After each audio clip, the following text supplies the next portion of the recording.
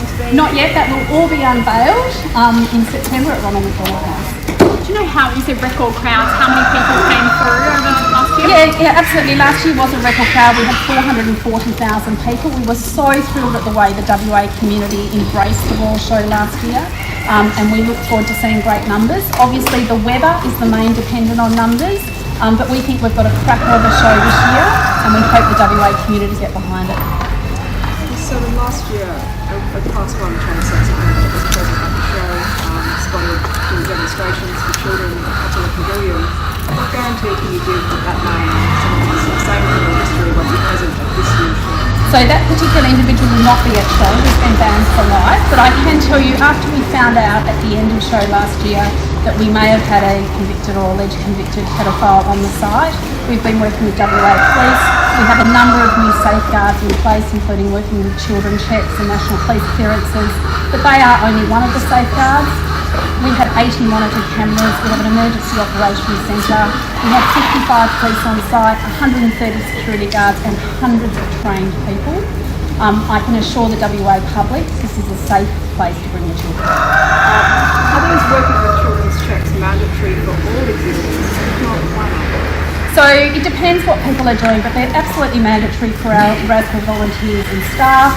It depends what people are doing. If people are sitting under a camera selling hats to people in full public view, they're not necessarily required, but it depends on what they're doing at show.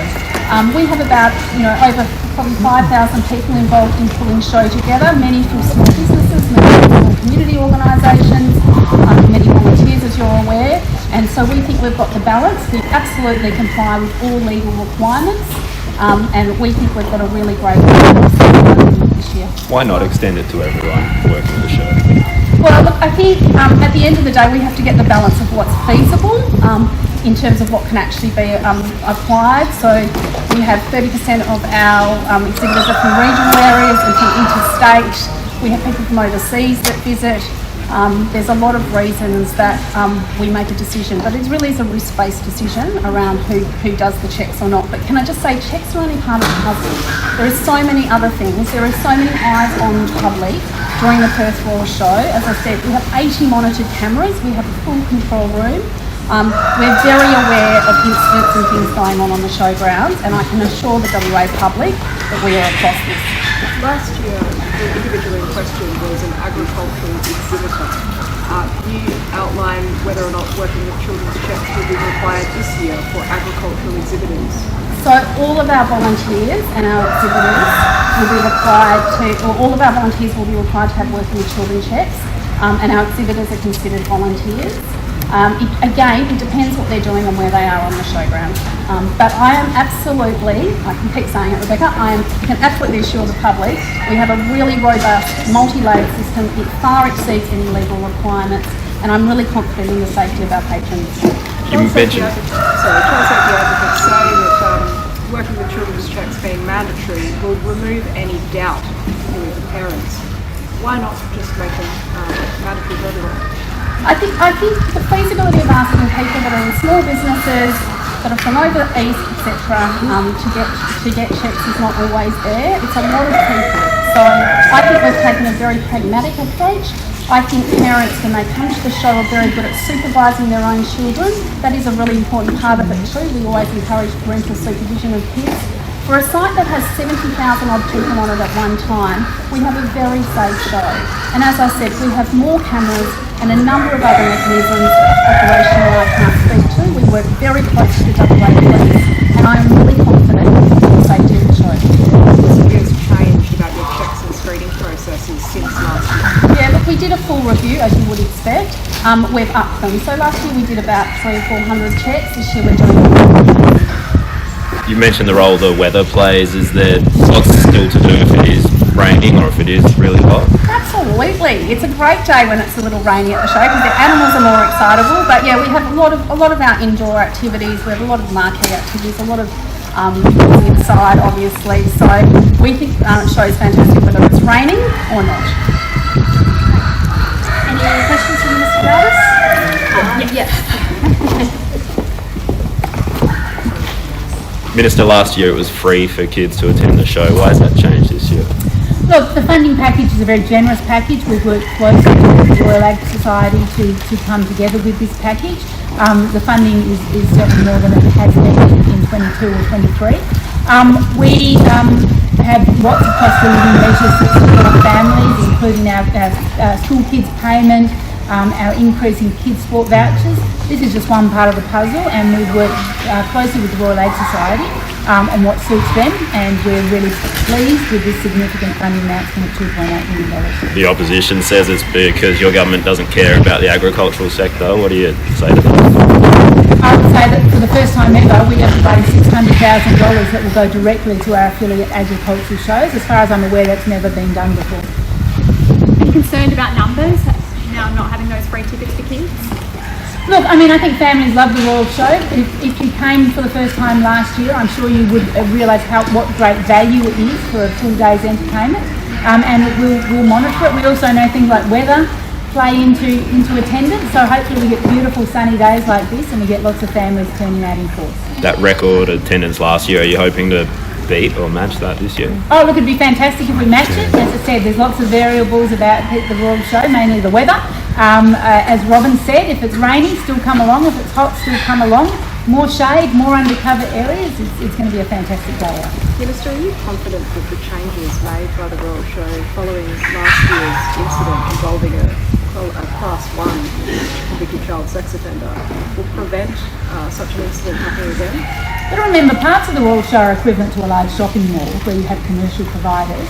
And just as parents supervise their children if they're in a shopping centre, if you're in a commercial area of the show, the parenting supervision is expected. I have been briefed by the Royal Show. I am confident that they have done everything. They've gone above and beyond their regulatory requirements. They've worked closely with WA Police, and as Robyn outlined, they have lots of measures in place. The Royal Show, I think, will probably be one of the safest places to be for families when it's open. Unlike a shopping centre though, this is an event targeted at children. Advocates for child safety say that the best way to protect children is with mandatory working with children's checks. Are you satisfied that the show hasn't implemented those mandatory checks this year? Where checks are required by legislation, they are in place. Families worried about cost of living. Can the Royal Show still be an affordable day out for families? Absolutely. I mean, as Robyn said, you can have 12 hours of free entertainment. So you come to the show. I know Sideshow Alley is a pull, and I know the show bags are a pull, but for lots of families, you can spend a lot of time doing what this show is designed to do, which is interact with our agricultural displays, interact with the food displays. It's a fantastic day out, and I think when you compare it to other family activities, it's fantastic value. Sorry, has Labor been unaware by the state of dispute? Do you think that money urgently needs to be injected? Look, I'm advised we have a $3.2 billion hospital infrastructure program. We have lots of old buildings in Western Australia that have repair needs. $3.2 billion is the state's largest investment in hospital infrastructure. We are not only doing work on existing hospitals, but we're building new hospitals. Healthcare is the biggest segment of our state budget and continues to be our main priority. Do you think that the public believes that we have a world-class health system now that they see what's coming up? I think the public sees that we're spending $3.2 billion in infrastructure for our hospitals. The state's new rescue helicopters were unveiled yesterday. Why did the Midwest region not get a helicopter assigned to that region? And if there is an emergency there and the helicopters are tied up in Perth or elsewhere, what happens in that case? Western Australia is a very big state. The helicopters that got unveiled yesterday are faster and can fly further across our vast state. They can cover vast distances on a single tank of fuel, and the DFS has fuel reserves around the state. This is an operational issue for DFS, so the helicopters will be stationed where DFS deem that it is most important, and they can move them as required during peak holiday times. I know that the Midwest certainly have made a case, but we need helicopters that can get to Albany, that can get to Esperance, that can get to Kalgoorlie, and DFS will make those operational decisions. But the new helicopters, I'm told, can fly faster and further than ever before. Are there any plans, or is there a need to expand coverage for the Midwest? The Midwest is covered by new helicopters that have just been released that can fly further and faster than ever before. Has shot hole borer been found in regional WA yet? No. Just on that funding that was provided to the show, has any of it been used to increase screening checks or improve security around child safety? The funding has been used to support the volunteers. We will try to provide more information about what we're using for. Any more questions? Good. Thank you, everyone. Thank you.